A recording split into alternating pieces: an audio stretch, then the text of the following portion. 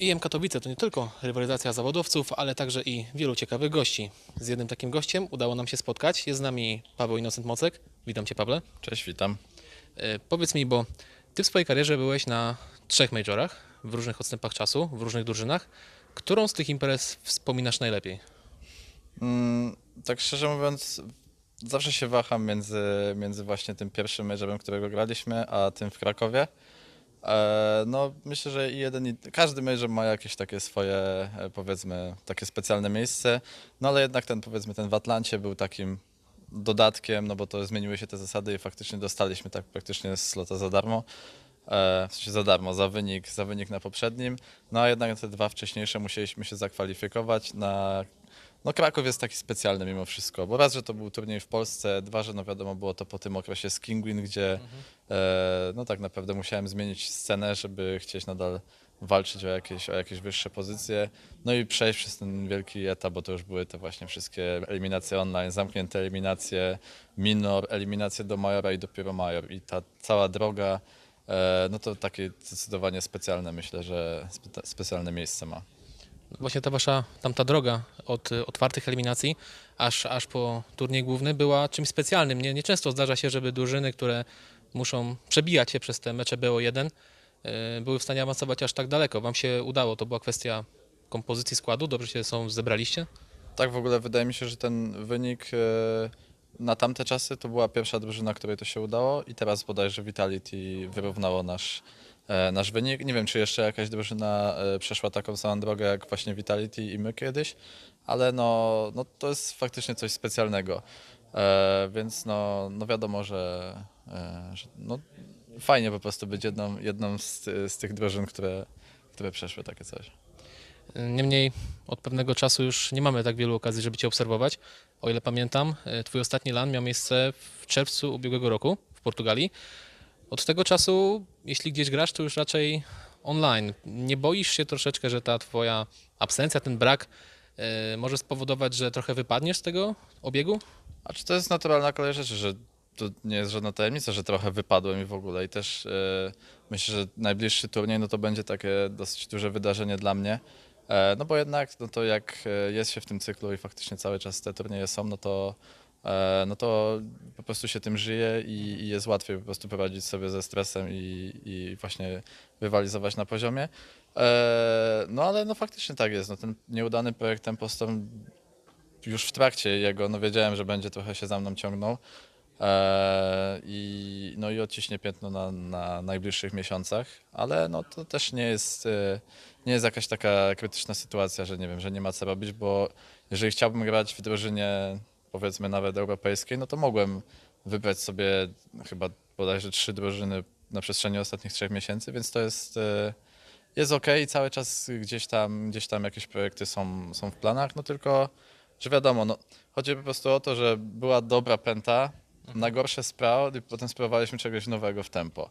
I to miała być taka drużyna, która już wejdzie wyżej niż Sprout. No a projekt no, kompletnie zawalił, mieliśmy źle dobranych graczy i też po prostu no, w ogóle się nie dogadywaliśmy i nie dało się tego spiąć. Więc po prostu nie chciałbym też rzucać się w jakieś, no bo teraz wiadomo, kontrakty i w ogóle nie chciałbym się rzucić i żeby po prostu natrafić na coś, w czym nie będę zadowolony i co też nie będzie do końca takim wypałem, więc po prostu wydaje mi się, że to jest, moje podejście jest ok, chociaż już faktycznie coś tam się w miarę nakreśla na przyszłość, no ale no wiadomo, mam nadzieję, że od przyszłego miesiąca, maksymalnie od kwietnia już będę mógł oficjalnie sobie pograć. Do tego zaraz przejdziemy dalej, a tak jeszcze nawiązując do tego Twojego okresu zagranicznego, to można odnieść wrażenie, że to była taka trochę równia pochyła, bo zaczęło się świetnie w pęcie, potem było troszeczkę gorzej w Sprout, no a okres Tempo Storm wiemy jak wyglądał. Sądzisz, że przez te 2 lata, bo to w sumie mniej więcej 2 lata były takich Twoich wojaży, popełniłeś jakiś błąd? Była jakaś decyzja, która zaważyła na tym, że to wszystko skończyło się tak, jak się skończyło? No tak, na pewno popełniłem błędy, jeżeli chodzi o decyzje zespołowe, bo przede wszystkim Sprout jako Sprout miało na początku nie być Sprout, tylko mieliśmy dojść do innej organizacji w trochę odmiennym składzie, no ale no nie wiem, czy dałem się namówić, czy e, nie wiem po prostu co było w mojej głowie, że powiedziałem ok, zróbmy to i właśnie biorąc Denisa i Speedy'ego i dołączając do Sprout. Wydaje mi się, że to był pierwszy błąd, który zrobiliśmy. I drugim błędem po prostu było, jak już sprawcie się kończyło i wiedziałem, że odchodzę z tej drużyny, to miałem dwie oferty i no wydaje mi się, że obie były dużo, dużo lepszymi ofertami niż to, czym się stało Tempostor, no ale jednak mimo wszystko zaufałem HS-owi, że faktycznie będzie z tego fajna drużyna. Mieliśmy na papierze gracza Foxa, który grał w SK, mieliśmy Lowella, który grał w Mousesports. No i tam też dobór piątego gracza. Że zdecydowaliśmy się na Sockera, to dla mnie było trochę niezrozumiałe. No ale już to też jest taka kolejna decyzja, której trochę żałuję, bo wydaje mi się, że zupełnie inaczej powinniśmy podjąć decyzję i no nie wiem, no kilka błędów było po prostu, nie? I wiadomo, że to rzutuje na przyszłość, ale myślę, że nie ma się co łamać, bo jeszcze nie z takich rzeczy ludzie się spokojnie odbudowują, więc to jest po prostu kwestia czasu, gdzie faktycznie coś zaskoczy. A te inne oferty to Polska czy zagranica? I takie, więc no tak naprawdę nie wiem w sumie, co stało za tym, że wolałem spróbować tego nadal na scenie międzynarodowej. Nie wiem w sumie, jakiego tego powodu. Głównie chodzi o to, że mimo wszystko, jak się jednak odejdzie z tej sceny międzynarodowej, ciężko jest wejść na nią, żeby zaskoczyć właśnie wśród tych drużyn europejskich. A na polską scenę mimo wszystko zawsze można wrócić, chociaż teraz już też nie jest tak łatwo, no bo drużyny są w miarę dobrze grające. Teraz no wiadomo, kryzys lekki, ale to było już trochę ułożone w momencie, jak ja grałem za granicą. Były takie powiedzmy 3-4 solidne drużyny. No, ale ogółem jakby wrócić do Polski, no to już na tą scenę europejską nie jest tak łatwo wrócić, jakby właśnie odwrotnie, że wrócić z europejskiego do Polski. Więc no wydaje mi się, że po prostu, nie wiem, mając gdzieś może z tyłu głowy cały czas tą pętę, gdzieś miałem nadzieję, że może uda się zbudować coś tak fajnego. Tylko na dobrą sprawę pakowanie się w kolejne międzynarodowe miksy, bo i Tempostorm było takim miksem tak na dobrą sprawę i potem 2.19 to samo. Nie wyszło ci na dobre, czy właśnie może lepiej nie byłoby zrobić tego kroku wstecz, trochę się cofnąć, odbudować się w Polsce i być może wtedy znowu próbować uderzyć na zachód? Znaczy, ja ogółem od zawsze chciałem wrócić do polskiej drużyny, tylko to nie jest tak, że dojść do polskiej drużyny i wszystko jest fajnie.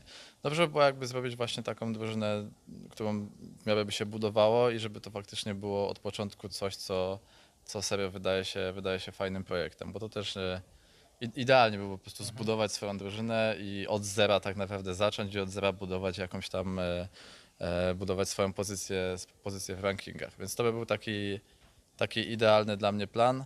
No jedyna właśnie to, co wspomniałeś, 2019, ta drużyna europejska. To był skład, który według mnie miał spory potencjał i naprawdę dobrze się grało, ale no tam już zaważyły kwestie, a nie wiem jakby je określić, żeby aż nie rzucać jakiegoś złego światła na niektórych zawodników z tego. No po prostu powiedzmy motywacyjne i takie inne priorytety troszeczkę, bardzo duża rozbieżność w tych kwestiach i tak naprawdę tylko ja i HS myślę, że byliśmy na tym.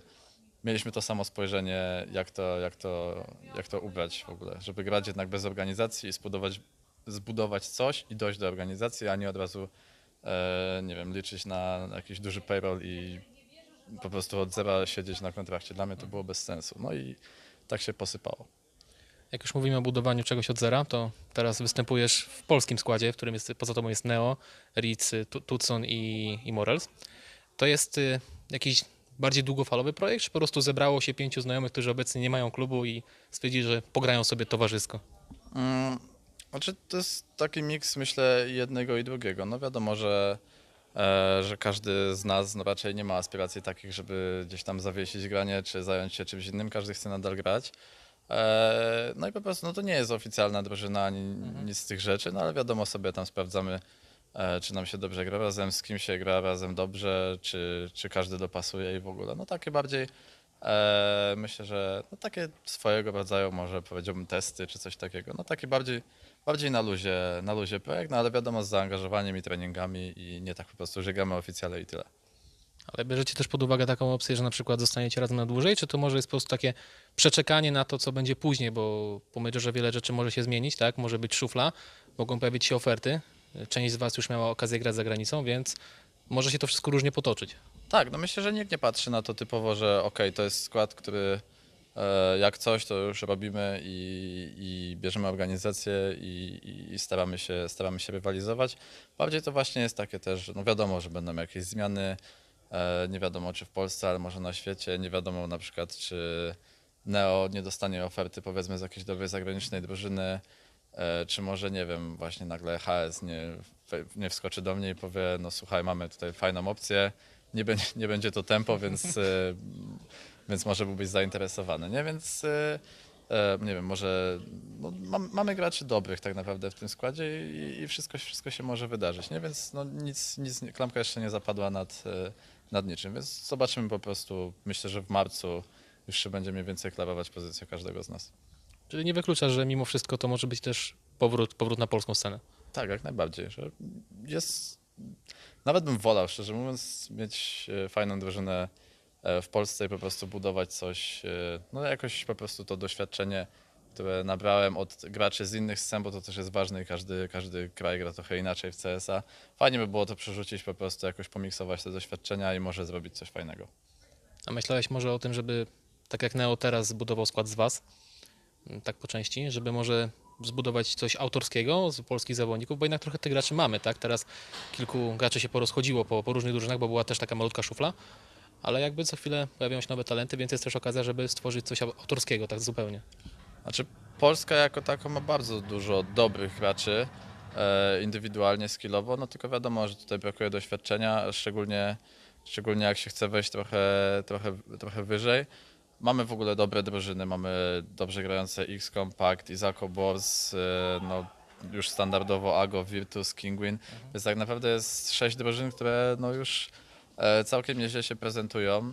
Więc graczy nam nie brakuje i cały czas ich przybywa, no tylko właśnie myślę, że taki typowo autorski projekt, powiedzmy, że jedna osoba z jakimś doświadczeniem i 4 osoby tak zupełnie powiedzmy zielone, dajmy na to w profesjonalnym CS-ie, no to może być taki projekt, który wymaga trochę chyba zbyt dużo czasu. Że jednak trzeba pomieszać doświadczenie z brakiem doświadczenia i po prostu głodem gry i po prostu starać się jakoś to balansować i nawzajem się uczyć od młodych nowego podejścia do gry, a po prostu młodsi jakiegoś takiego zachowania podczas meczów, nie? Więc to bardziej taki balans niż jedna osoba plus 4 zupełnie świeże. Pozostaje mi więc życzyć Ci powodzenia w nadchodzącym roku i więcej gry na lanach niż dotychczas. No oby ten był lepszy, bo już szczerze mówiąc no, nudzi mi się po prostu, a gram i tak cały czas bardzo dużo i nawet jak nie mam drużyny, to i tak trenuję tak, jakbym ją miał, więc no po prostu nie mogę się doczekać, aż w końcu zaskoczy, nie? Więc tego ja też bym sobie życzył. Życzę powodzenia i dzięki za poświęcony czas. Dziękuję.